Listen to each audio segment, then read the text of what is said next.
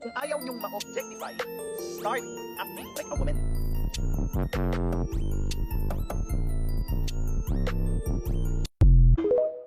Now, let's talk about how feminism eroded the minds or the quality of the minds ng mga tao ngayon, especially Filipino.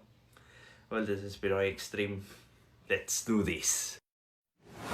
This is Pinoy Extreme.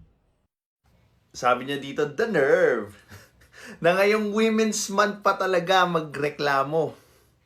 Well, unang-una, yung nirereklamo ko ba, hindi na siya totoo pag Women's Month or pagdating ng Pasko, pagdating ng Semana Santa, pagdating ng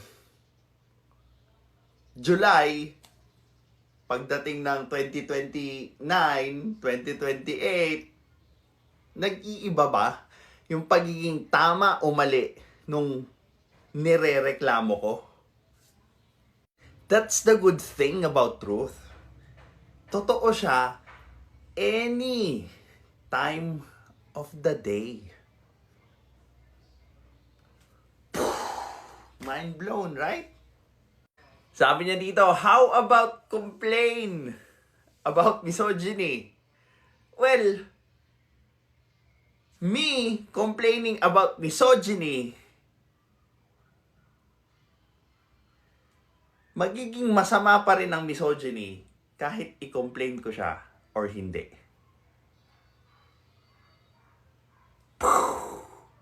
Mind blown moments again. See, this is another way of twisting the argument. Diba?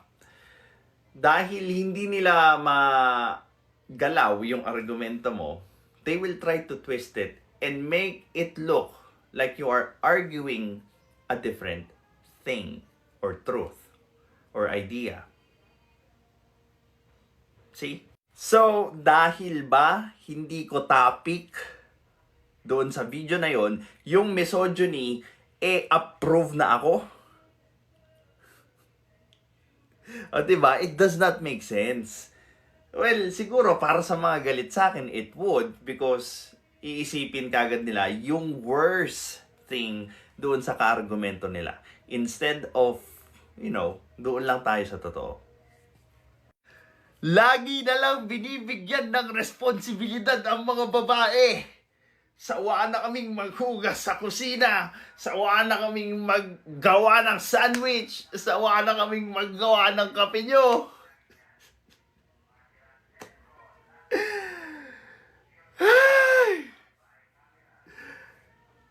So, here is, a species, and half of its species does not want responsibility anymore. What do you think would happen to that kind of, species? So the other half would work doon sa responsibilidad na iniwan nung mga babae kasi ayaw mabigyan ng ayaw mabigyan ng trabaho yung mga ungas di ba? Oh. So God.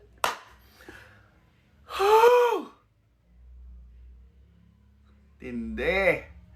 See, ganito na yung disparity ng karunungan natin.